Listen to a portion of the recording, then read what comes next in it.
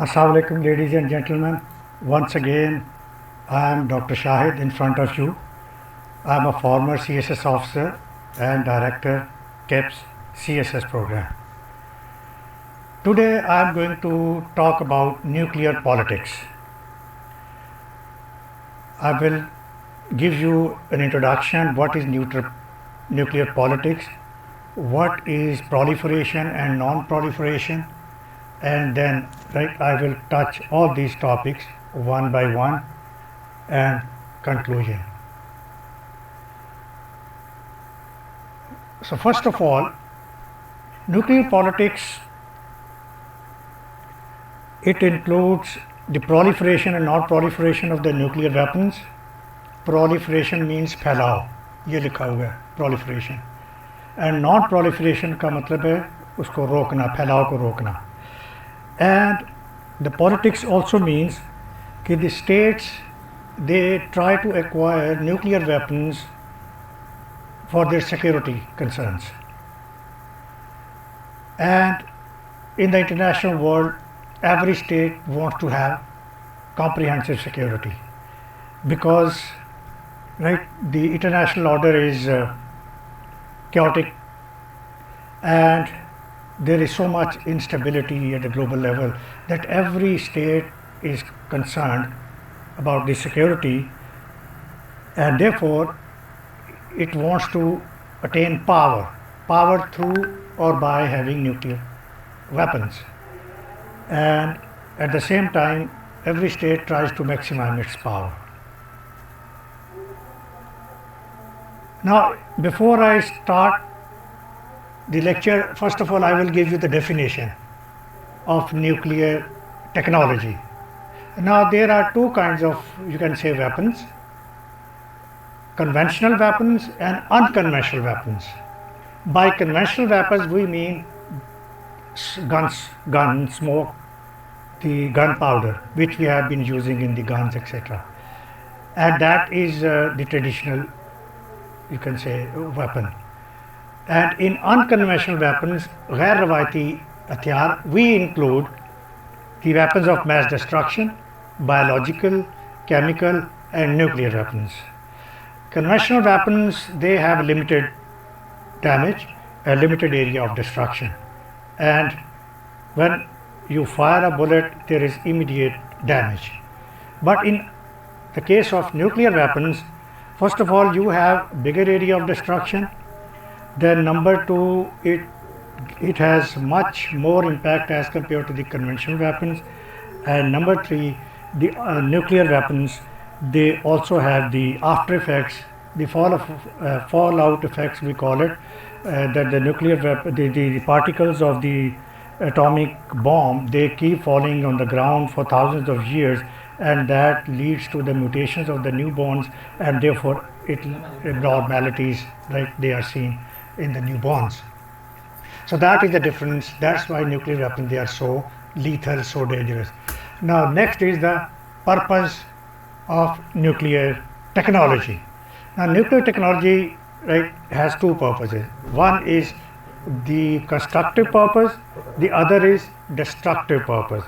Constructive purpose, when you want to use nuclear technology for peaceful uses like generation of electricity or the medical uses, there is no bar on using the nuclear technology for the purpose of constructive use.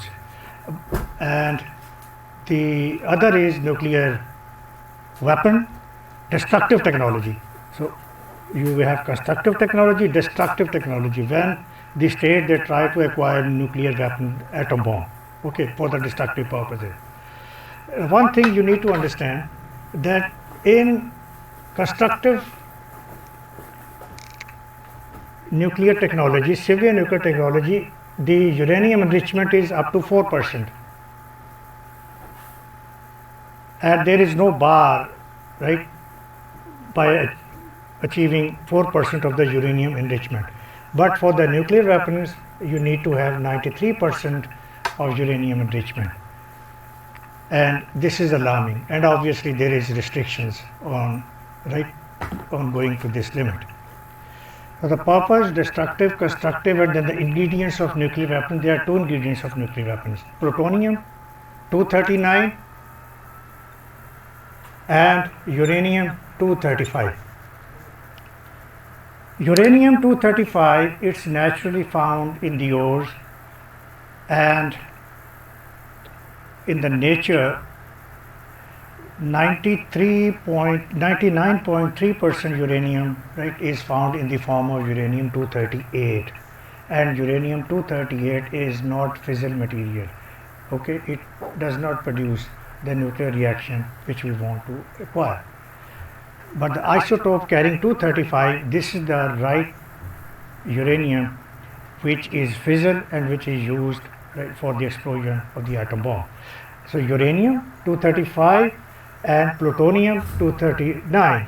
Plutonium is artificially produced. It is, as you can say, byproduct of the reactor when you use uranium 235. Anyway, both are equally damaging and both have equal capacity. The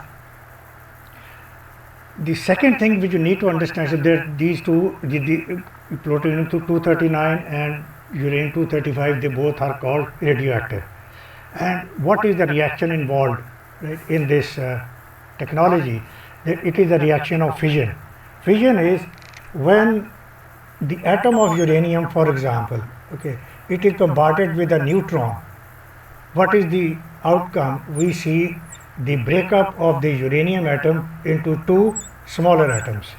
And with this breakup, there is tremendous amount of energy which is produced. And then this reaction goes on.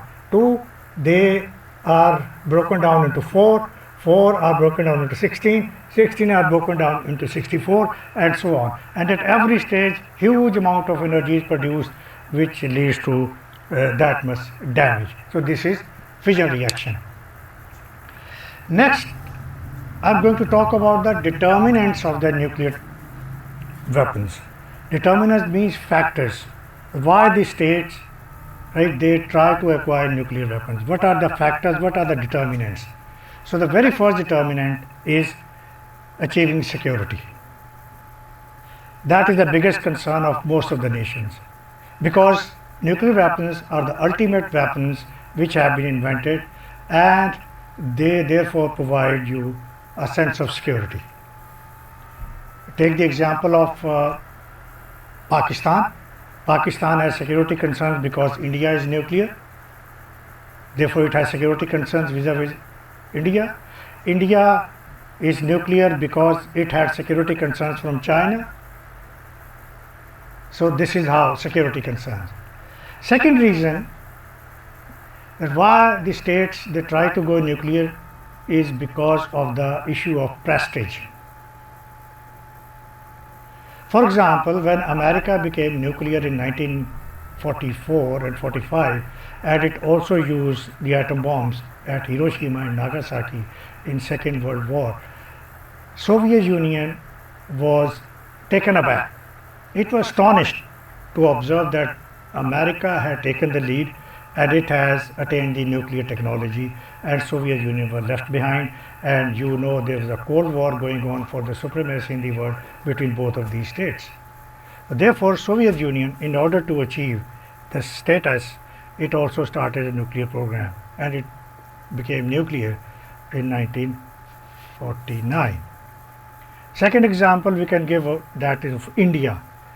India wants to have permanent membership in the Security Council of United Nations. So that would give, right, an image of international prestige to India, and nuclear weapons are obviously, right, the component which are adding to the prestige of India. So these two are the major determinants or the factors for which states they acquire the nuclear technology. Now next is important, that is the proliferation stage number 1. And look, here is the proliferation stage number 1, and then I am coming to the efforts at non-proliferation. Okay, and again observe that after discussing the efforts at non-proliferation, I will again come to the proliferation second phase. and then we'll move on.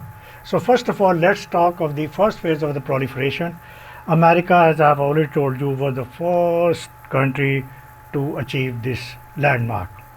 And American program, Manhattan Project, started in 1943, and it produced the bomb, and right, it became the first country. America wanted to maintain its monopoly internationally. It wanted that no other power, right, should become nuclear, and it did not want to share its power with the other countries. But anyway, then we saw the second country, Soviet Union. It became nuclear in 1949. Then the third country, it was Great Britain, which became nuclear in 1952. Then we saw France, which became nuclear in 1960, and finally China, which became nuclear in 1964. So by 60s, there were 5 states which had acquired the nuclear weapon technology, and they had the atom bombs.